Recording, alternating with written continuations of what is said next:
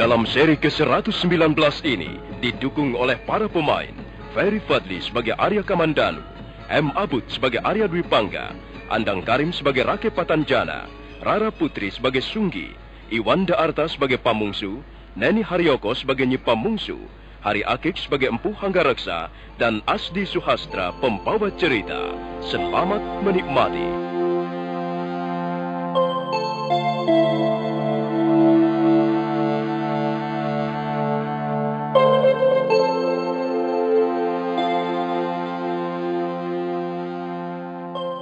Rake Patanjana merasa kurang puas kalau hanya memukul tubuh Arya Kamandanu dengan sebatang rotan. Arya Kamandanu sudah berusaha memperingatkan laki-laki setengah tua itu agar jangan mengutik-ngutik pedang yang terselip di pinggangnya. Tapi Rake Patanjana tidak peduli, bahkan dia mengejek pedang naga puspa yang sekarang sudah keluar dari warangkanya.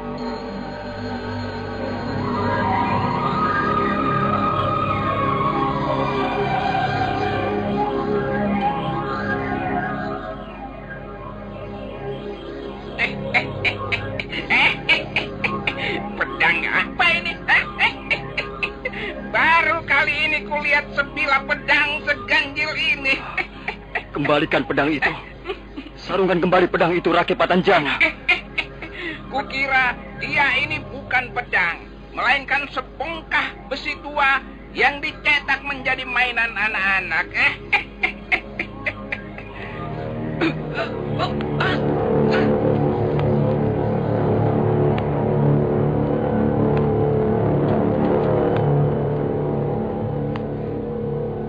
Rake Patanjana mendadak merasakan suatu getaran aneh yang mulai menjalar ke telapak tangannya.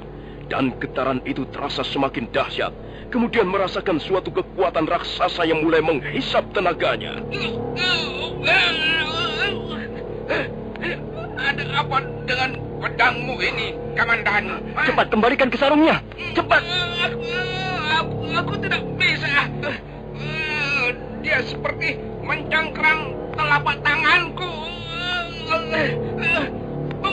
Pedang apa ini?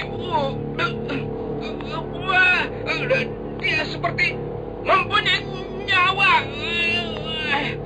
Kamandanu, cepat ambil pedangmu ini. Aku tidak tahan lagi.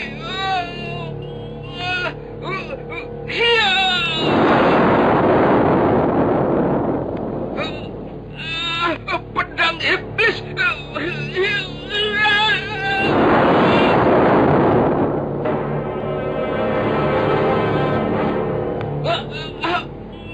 Rake Patanjana masih terus berusaha melawan tenaga raksasa yang menghisap sari-sari kekuatannya. Tapi semakin dia melawan, semakin dia kehabisan cadangan kekuatan. Dan nafasnya menjadi kembang kempis. Matanya sampai mendelik karena berusaha mengatasi kedahsyatan pedang naga puspa. Tubuhnya bergetar dengan hebat sekali. Dan pada saat keadaannya benar-benar gawat, muncullah Empu Hanggareksa dan Sungki. Jangan dekati dia. Jangan kataku, dia sedang kalap. Dia bisa membunuhmu. Apa yang sedang terjadi, Kamandanu? Ayahanda, cepat. Tolong lepaskan tali-tali ini. Saya harus menolong orang itu. Cepat, Ayahanda. Empu Hanggareksa buru-buru melepaskan tali yang mengikat tubuh Arya Kamandanu di pohon asam lawas. Begitu tali-tali yang mengikat tubuhnya terurai, Arya Kamandanu segera melompat ke arah Rake Patanjana.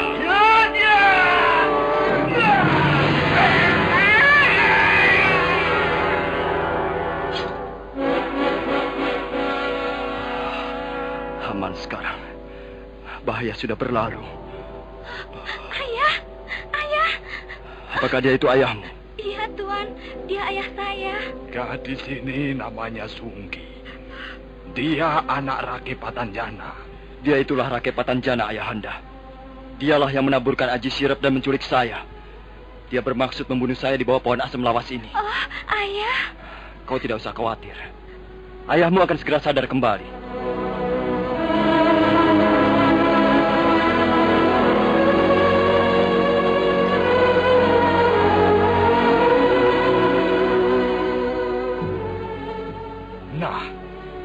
Bagaimana, Rake Patanjana?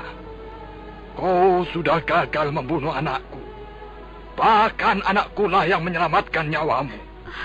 Ayah harus minta maaf pada tuan berdua ini, terutama pada tuan Kamandanu, karena ayah telah menganiaya dia. Tidak. Aku tidak sudi minta maaf pada siapapun. Jadi kau tetap merasa bahwa tindakanmu itu benar, begitu? Ya, tentu saja aku merasa benar. Dan aku rela mati karena kebenaranku ini. Ayo, bunuhlah aku. Bunuhlah aku. Aku tidak takut mati. Jangan, Ayah. Ayah jangan berkata begitu. Tuan-tuan ini orangnya baik. Mereka pasti akan mengampunimu kalau ayah minta maaf. Diam kau, Sunggi. Anak kecil tahu apa? Rupanya diam-diam kau mau menggagalkan usahaku, ya? Saya tidak rela ayah menjadi pembunuh lagi. Saya tidak rela ayah membunuh orang yang tidak bersalah pada kita. Iya, dia memang tidak punya salah pada kita. Ya, tapi dia punya kesalahan besar pada orang lain. Arya Kamandanu ini, orang yang kau katakan baik ini, telah menodai istri orang. Rake Patanjana, kau ini ngomong apa? Hah? Jangan ngawur kalau mau bicara. Kamandanu anakku ini tidak pernah berbuat sekotor itu. Kau mau membela anakmu yang suka berbuat cabul ini? Akan kubunuh dia dengan tanganku sendiri kalau dia berlaku tidak senonoh pada istri orang. Anggareksa, rupanya kau telah kecolongan. Mungkin karena terlalu sibuk melayani pesanan orang, terlalu sibuk membuat senjata, maka kau telah kecolongan. Rupanya kau tidak tahu bahwa Kamandanu anakmu ini telah berlaku tidak senonoh pada istri saudaranya sendiri. Siapa yang kau maksudkan dengan saudaranya sendiri itu? Arya Dwi Pangga.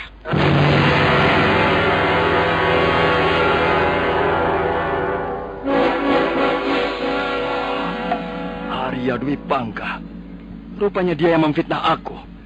Dia yang menginginkan kematianku. Tenanglah, Kamandanu. Tahanlah dirimu, Le. Rupanya dia sangat membenci aku. Hingga sampai hati menyuruh orang untuk membunuh aku, Ayahanda. Tenanglah. Biarlah soal itu kita selesaikan nanti. Sekarang tenanglah dulu. Rake Patanjana. Ya. Apa benar Arya Dwi Pangga yang menyuruhmu membunuh anakku ini? Iya. Memang dia yang menyuruh aku. Semula aku menolak. Tapi akhirnya aku terima. Mengapa kau terima? Apakah kau mendapat bayaran yang tinggi? Begitu? Tidak. Aku justru tidak minta imbalan apa-apa.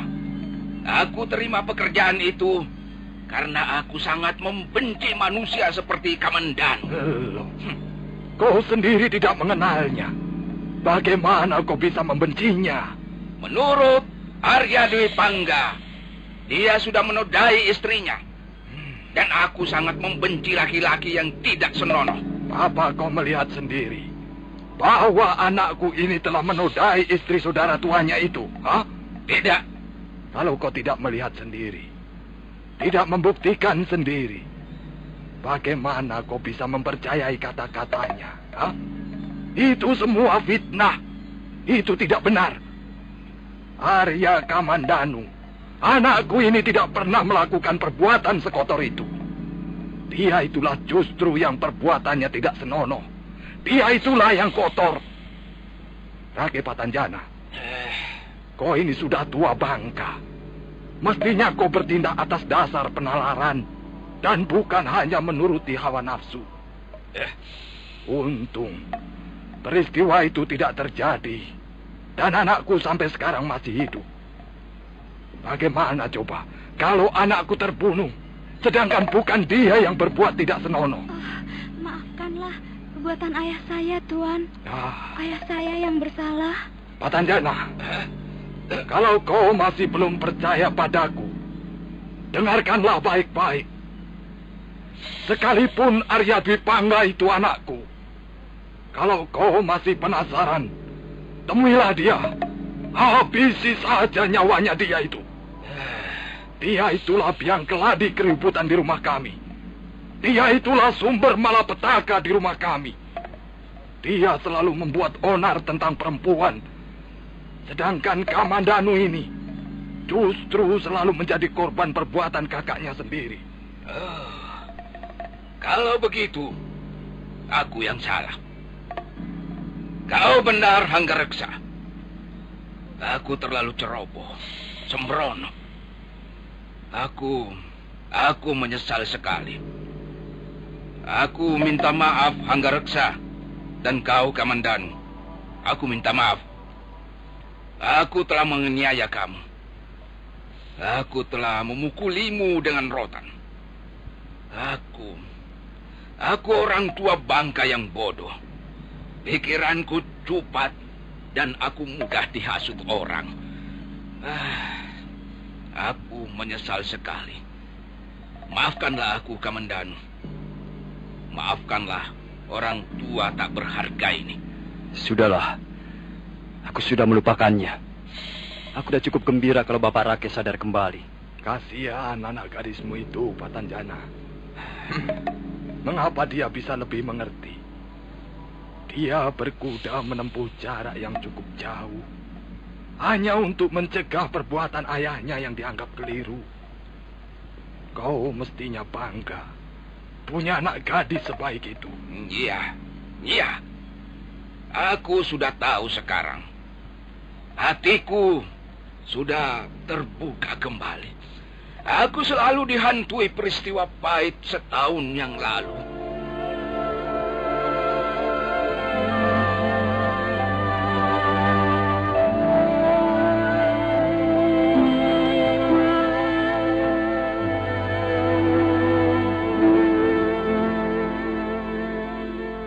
Rake Patanjana sudah sadar kembali. Dia merasa sangat menyesal karena telah membuat kekeliruan yang amat besar. Berkali-kali dia minta maaf atas kekeliruannya itu pada Empu Hanggareksa, terlebih pada Arya Kamandanu. Setelah persoalan dianggap selesai, Rake Patanjana dan Sunggi minta pamit untuk kembali ke Pabayaman.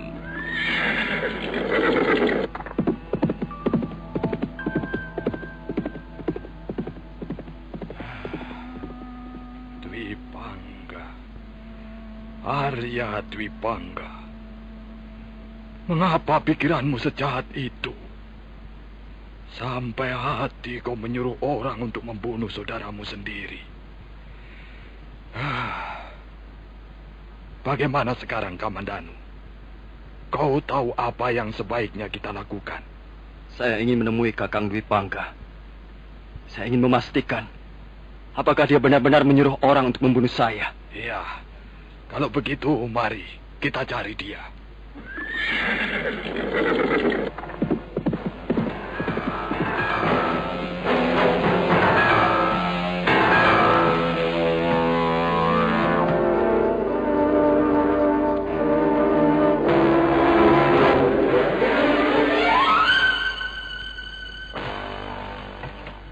Nah, apa kataku, Kakang?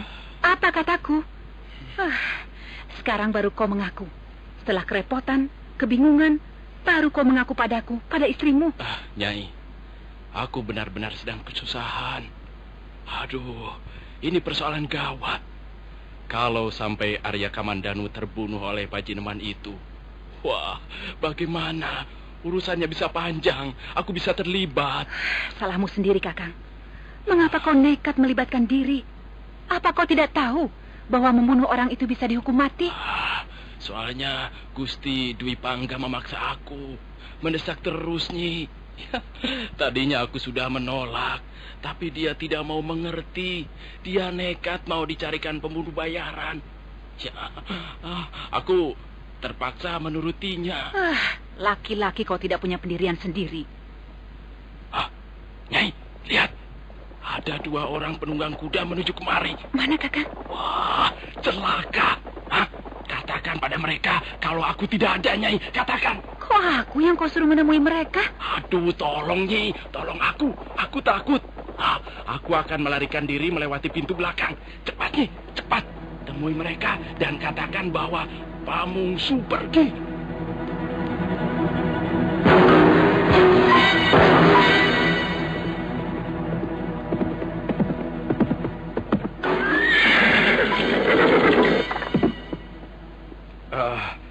Maaf, bukannya kami ini tidak sopan.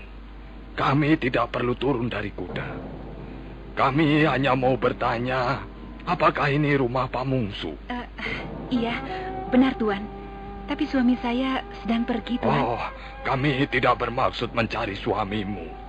Kami mau menanyakan, apakah Arya Dwi Pangga ada di sini sekarang ini? Tidak ada, Tuan. Sudah beberapa hari ini dia tidak kemari. Tuan siapa? Aku ini ayahnya. Aku ingin menemui dia.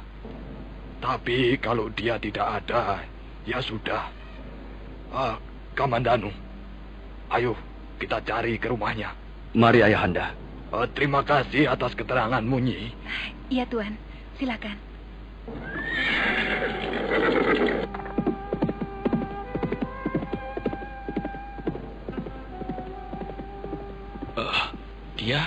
Dia sudah pergi ya, Nyai?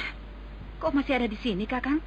Katanya mau melarikan diri lewat pintu belakang. Aku penasaran, Nyi. Aku ingin tahu siapa orang-orang itu. Dia ayahnya Gustimu, Dwi Pangga. Yang satunya lagi, Arya Kamandanu, Kakang. Mereka mencari Arya Dwi Pangga ke rumahnya sekarang. Wah, celaka. Aku harus memberitahu Gusti Dwi Pangga, Nyi. Sudahlah, Kakang, sudah. Jangan turut campur. Biar saja. Itu urusan keluarga mereka. Tapi Gusti Dwi Pangga harus diberitahu. Kasihan dia. Aku pergi dulu, Nyai. Kakang Pamungsu. Aku harus pergi, Nyai. Aku tidak lama.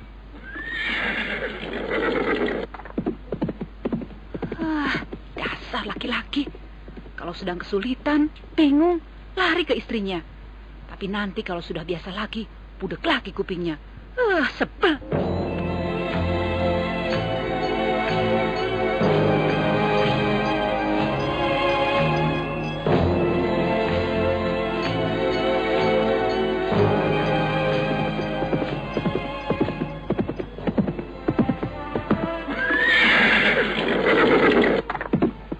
Gusti Dwi Pangga. Gusti mau kemana? Aku mau ke rumahmu. Aku sudah tidak sabar lagi. Jangan-jangan Rake Patanjana itu tidak becus bekerja. Tidak seperti yang digembar-gemborkan orang. Wah, jangan Gusti. Jangan ke rumah saya. Nanti bisa berpapasan dengan Ayahanda Anggareksa. Ayahku ke rumahmu? Iya, Gusti. Iya. Ayahanda ke rumah saya bersama Arya Kamandanu. Mereka mencari Gusti Dwi Pangga. Saya lalu mengambil jalan pintas untuk menemui Gusti. Kalau begitu mungkin benar dugaanku. Rake Patanjana tidak becus bekerja. Pasti dia telah gagal. Rupanya memang begitu, Gusti. Ayahanda Anggareksa pasti sudah tahu bahwa Gustilah yang menyuruh Rake Patanjana membunuh Kamandanu. Kalau begitu kita harus kabur, Pamungsu. Ayo, ikut aku. Iya. Kemana, Gusti? Ikut saja.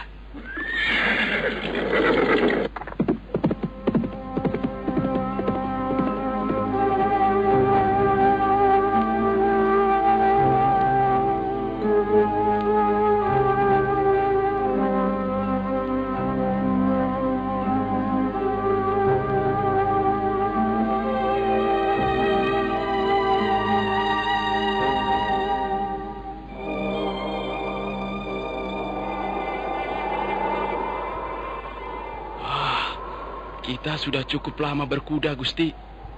Kita sudah jauh meninggalkan batas desa Manguntur. Pamungsu, Rake Patanjana boleh gagal, tapi aku tidak akan berhenti sampai di sini. Aku sudah terlanjur basah.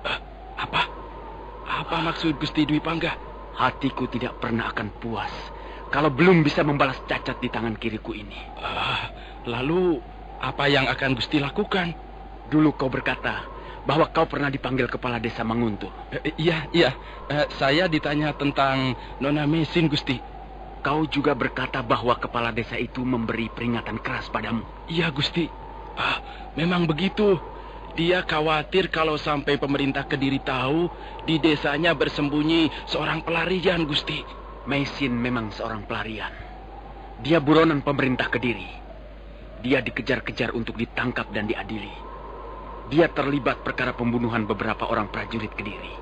Nah, ayo, kita berangkat, Pamungsu. Kemana, Gusti? Aku mau menemui pimpinan perwakilan pemerintah Kediri di Jasunwungkal.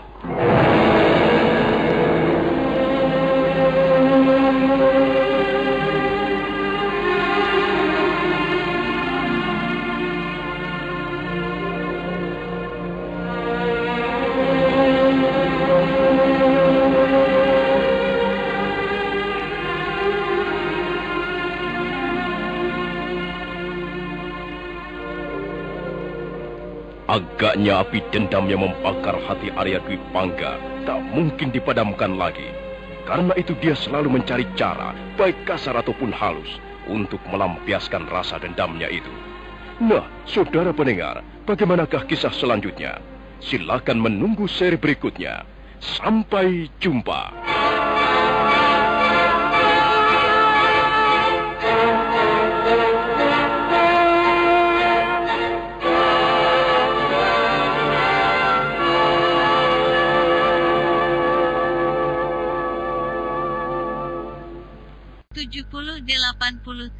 Puluhan kenangan masa lalu channel.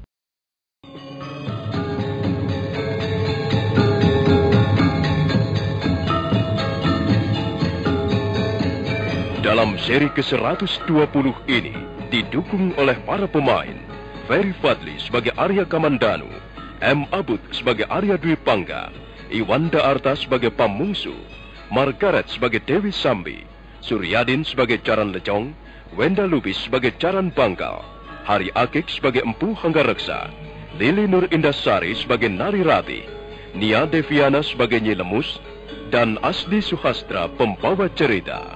Selamat menikmati.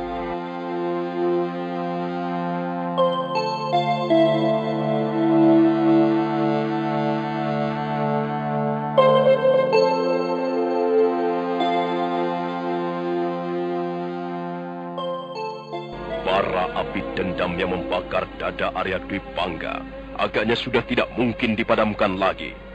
Maka anak sulung Empu Hanggareksa itu selalu berusaha mencari cara, baik cara halus ataupun kasar, untuk melampiaskan rasa dendamnya pada adiknya sendiri. Setelah usaha Rake Patanjana gagal, Arya Dwi Pangga bermaksud menempuh cara yang lebih jahat lagi.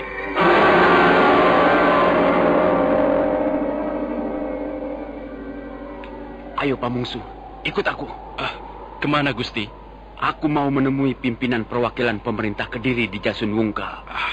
Gusti, apa sebenarnya yang akan Gusti lakukan di Jasun Wungkal? Aku akan melaporkan pada pemerintah Kediri bahwa Mesin bersembunyi di rumah ayahku di Kurawan. Gusti, saya kira cara yang akan Gusti tempuh kali ini terlalu keji. Gusti Dwi Pangga, apa tidak kasihan pada ayahanda Hanggareksa?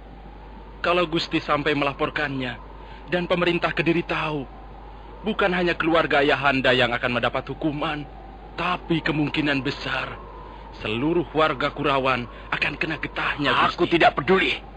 Sekalipun desa Kurawan nantinya akan menjadi karang abang, aku tidak mau tahu. Jangan, Gusti. Itu terlalu jahat, Gusti. Gusti akan melibatkan banyak orang yang tidak berdosa. Aku tidak mempunyai cara yang lain lagi, Pamungsu. Mengapa? Mengapa Gusti tidak mengakhiri saja pertikaian keluarga yang tak ada gunanya ini, Gusti? Tak ada gunanya bagaimana? Aku sudah kepalang basah, Pamungsu. Lihat, tangan kiriku semper begini. Apa aku akan tinggal diam dan cukup menerima nasib menjadi manusia cacat? Tapi Gusti... Pamungsu, kau mau ikut atau tidak? Cepat naik ke atas kudamu dan kita berangkat. Nanti keburu gelap. Maaf, Gusti. Barangkali saya tidak bisa ikut, Gusti, ke Jasun Wungkal. Apa katamu? Maaf. Saya tidak bisa membantu Gusti lagi. Pamungsu, selama ini kau menjadi sahabatku yang terbaik. Kau selalu menuruti keinginanku. Tapi kau melakukannya tidak percuma. Selama ini aku banyak membantu keuangan keluargamu. Karena kau bekerja membantu usaha dagangku. Kau bisa memperbaiki rumahmu yang hampir roboh. Kau pun kuberi 2 kotak sawah untuk menambah penghasilanmu. Selama ini sudah berapa ringgit uangku mengalir ke kantongmu, Pamungsu?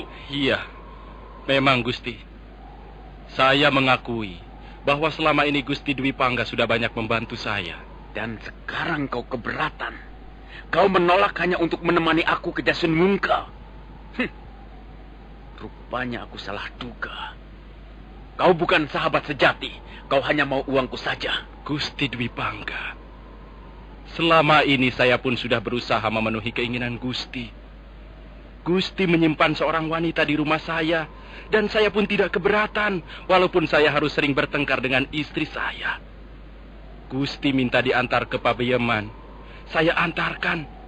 Tapi kali ini saya benar-benar tidak bersedia, Gusti. Saya takut akibatnya, Gusti. Kau ternyata pengecut. Kau hanya mau enaknya sendiri. Saya kasihan istri saya, Gusti. Dia selalu menyalahkan tindakan saya. Dan dia menderita karena tindakan saya itu, Gusti. Pak Mungsu, kalau kau tidak mau mengantarkan aku ke Jasun Wungkal, kau kupecat. Kau tidak perlu bekerja padaku lagi. Dan sawah yang sudah kuberikan padamu itu, kuminta kembali. Kalau memang begitu kemauan Gusti, ya, saya tidak bisa berbuat apa-apa. Silahkan Gusti mengambil kembali sawah itu.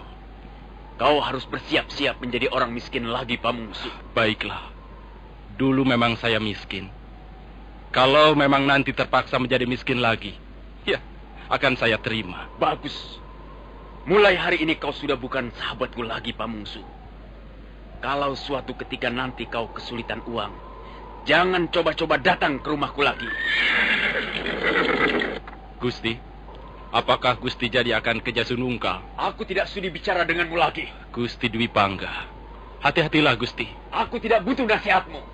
Hiya, hiya.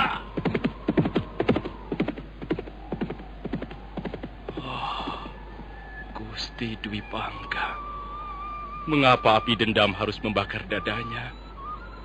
Ternyata dendam itu jahat sekali. Dia bisa memusnahkan segala yang baik yang terdapat dalam diri manusia.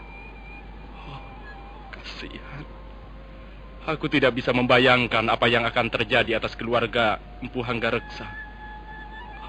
Sudahlah, itu urusan mereka. Aku tidak mau ikut campur. Biarlah, aku menjadi orang miskin, asal dijauhkan dari rasa dendam.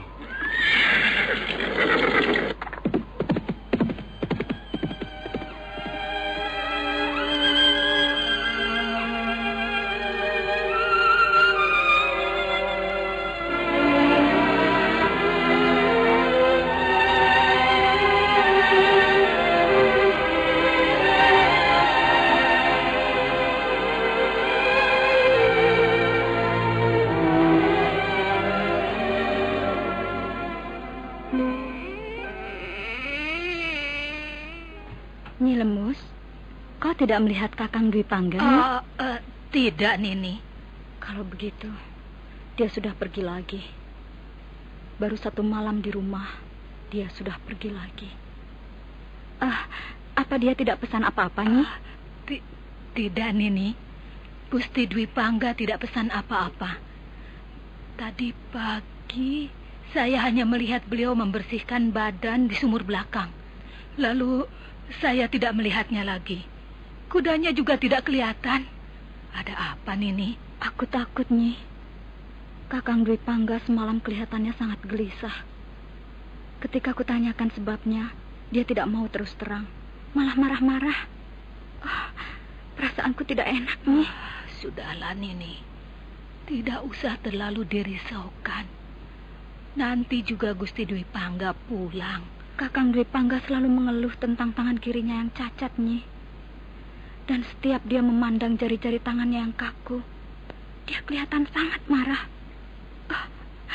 Aku takut kalau ingat cara dia memandang tangan kirinya yang cacat itu. Matanya seperti memancarkan sinar kekejaman yang akan membakar seluruh isi ruangan ini. Nini Rati, sungguh, Nyi, setiap aku melihatnya dalam keadaan seperti itu, aku seperti bukan sedang memandangi suamiku lagi. Aku seperti memandangi hantu. Sudah. Nini jangan membiasakan berkhayal. Hayalan seperti itu bisa merusak ketenangan jiwa Nini Rati sendiri. Kasihan Angger Panci. Tapi aku tidak bisa membohongi perasaanku, Nyi. Ya, buat apa Nini menuruti perasaan yang belum pasti? Aku ingat kalau tidak salah, semalam dia mengatakan padaku begini. Hutang harus dibayar berikut dengan bunganya. Kalau dia tidak mau membayar, aku akan datang untuk menagihnya. Kata-katanya itu diucapkan lirih sekali, Nyi. Seperti ditujukan pada dirinya sendiri. Tapi aku bisa mendengarnya dengan jelas sekali. Aku menjadi sangat takut. Karena begitu selesai mengucapkan kata-kata itu, Kakang Dwi Pangga lalu memandangi lagi tangan kirinya yang cacat. Oh, alah. Aku takut, Nyi. Aku takut melihat pandangan matanya. Sudah. Aku takut. Aku ngeri.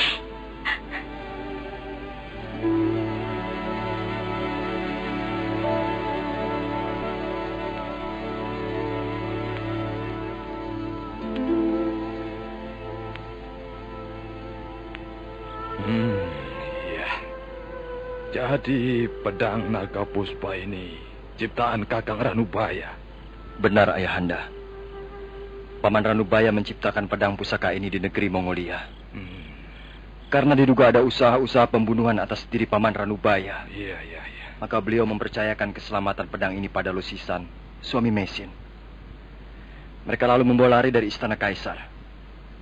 Waktu menaiki perahu tongkang, mendadak mereka diserang angin ribut. Dan akhirnya terdampar di pantai Tuban. Iya. Pedang ini sangat ampuh, Kamandanu. Mungkin pedang seperti ini tak akan pernah dibuat orang lagi. Pedang ini mempunyai isi. Mempunyai suatu kekuatan gaib yang dahsyat sekali. Aku bisa tahu dari pamornya yang berwarna kemerah-merahan. Pedang ini bisa menghisap tenaga orang yang membawanya, Ayahanda. Karena itu pendekar Lu tidak pernah menggunakan pedang ini lebih dari 10 jurus. Iya. Coba akan kulihat dalamnya. Hati-hati, Ayahanda.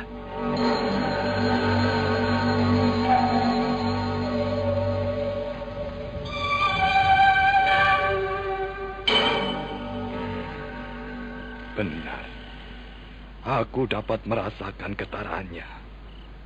Seperti ada sesuatu yang hidup di dalamnya, yang ingin mendesak-desak keluar.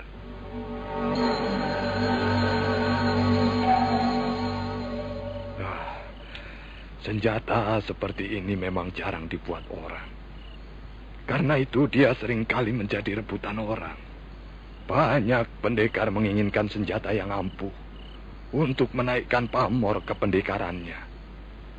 Tapi banyak juga pendekar yang binasa karena memperebutkan senjata yang ampuh. Mengapa baru kau perlihatkan padaku sekarang, Kamandanu? Saya khawatir akan kurang berkenan di hati Ayahanda. Mengapa kau berpikir begitu? Karena pedang naga puspa ini ciptaan Paman Ranubaya. Itu semua peristiwa lama. Aku sudah melupakannya, Le. Dulu memang aku serakah.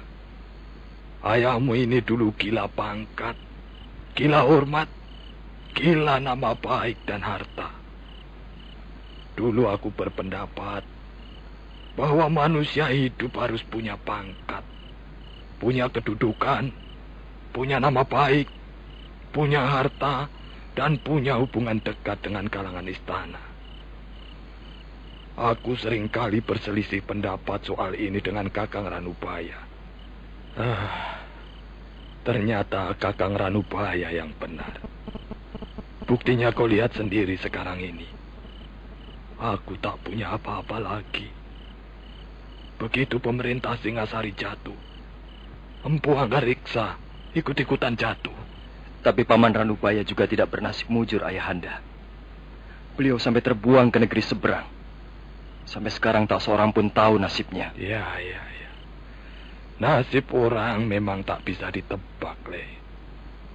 Tak bisa dirumuskan. Orang boleh saja merencanakan begini atau begitu, berbuat ini atau itu untuk masa tuanya, katanya. Tapi nasibnya tetap akan diselimuti rahasia kegaiban yang sukar dicernakkan. Dulu, aku juga banyak membuat rencana. Dan menurut pendapatku, rencanaku itu baik adanya. Tapi apa sekarang? Yang jelas, tanpa direncanakan pun, manusia akan semakin bertambah tua. Itu kenyataan. Itu tak bisa dibantah sekalipun oleh seorang pujangga besar. Nah, simpanlah baik-baik pedang ini, Kamandanu. Dan ingat, dengan membawa senjata yang ampuh begini, bukan berarti menjamin ketenangan hidupmu. Kalau kau tidak hati-hati, kau sembrono, kau sombong, justru bisa berakibat sebaliknya. Ya, Ayahanda. Saya akan selalu ingat pesan Ayahanda. Tentang Dwi Pangga kakakmu itu, tidak usah kau pikirkan lagi. Biar aku yang akan menghadapinya. Baik, Ayahanda.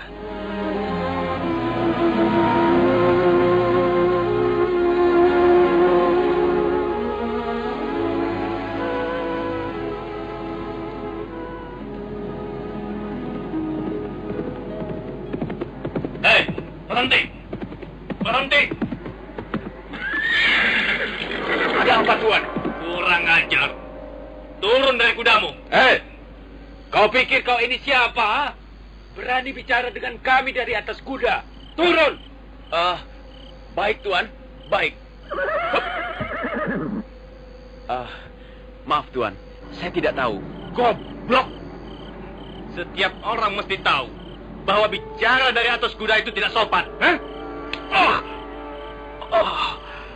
Ampun, Tuan. Saya benar-benar tidak tahu. Saya tidak akan mengulanginya lagi. Berani mengulanginya sekali lagi, kubunuh kau. Apa kau juga tidak tahu bahwa jalan yang kau lewati ini terlarang? Terlarang? Apa maksud Tuan? Terlarang itu artinya setiap orang dilarang keras melewati jalan ini, kecuali membawa surat izin dari yang berwajib. Lihat. Lihat rumah besar yang ada di sana itu. Rumah itu milik Empu Bajil, pemimpin pendekar di seluruh Kediri. Dan lihat itu, prajurit-prajurit yang berjajar di sana itu. Juga yang berjalan mondar-mandir itu tugasnya menjaga rumah itu. Kami semua yang ada di sini ditugaskan menjaga rumah itu. Dan mengawasi siapa saja yang masuk ke daerah ini. Tiba-tiba saja kau enak-enak berkuda melewati jalan ini. Apa kau sudah gila ya? Sudah tidak waras lagi? Siapa namamu? Nama saya Arya Dwi Pangga. Bagus namamu. Kau membawa surat izin masuk kemari? Tidak, Tuan. Saya tidak tahu. Apa kau tidak bisa ngomong yang lain selain tidak tahu? Ayo, ikut kami. Kemana, Tuan? Kau kami curigai. Kau harus ditangkap. Tidak, Tuan. Tidak. Kau harus diperiksa. Tidak. Ayo. Saya tidak salah, Tuan. Saya tidak salah.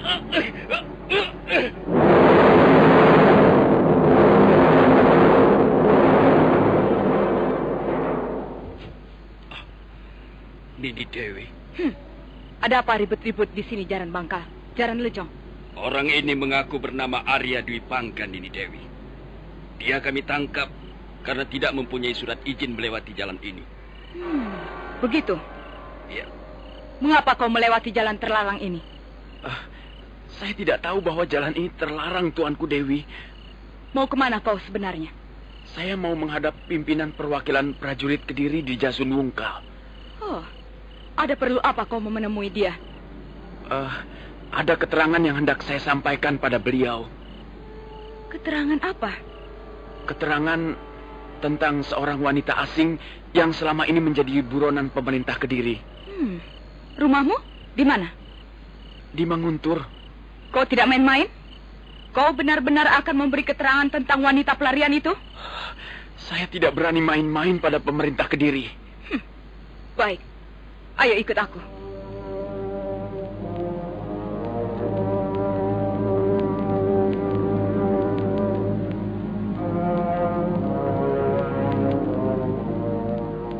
Arya Dwi Pangga berjalan mengikuti wanita yang bernama Dewi Sambi itu.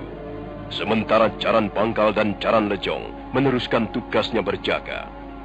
Rumah Empu Bajil cukup besar, dan lebih 10 orang prajurit bersenjata menjaga pagar halaman. Dewi Sambi membawa Arya Dwi Pangga memasuki ruangan yang cukup luas. Wanita cantik itu mendadak menghentikan langkahnya. Dia menatap tajam ke arah laki-laki di sampingnya. Kau bisa olah kanuragan? Tidak, saya tidak bisa. Saya hanya orang desa. Pekerjaan saya berdagang hasil bumi. Saya bukan pendekar, Tuanku Dewi. Baik, pengakuanmu harus diuji kebenarannya. Aduh, jangan Tuanku, jangan Tuanku Dewi. Aduh, ampun Tuanku Dewi, ampun. Bagus. Ternyata kau berkata benar. Nah, sekarang kau tunggu di sini. Awas, kau jangan berbuat macam-macam. Sebentar lagi aku akan kembali. Baik, Tuanku Dewi.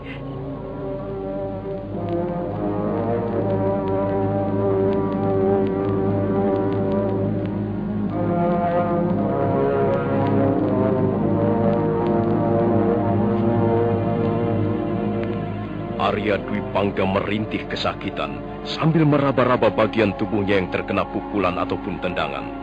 Sementara itu, wanita cantik yang bernama Dewi Sambi sudah lenyap di balik pintu berukir. Nah, saudara pendengar, bagaimanakah kisah selanjutnya? Silakan mengikuti seri berikutnya dalam episode kelima yang berjudul Perguruan Low Pandak. Sampai jumpa.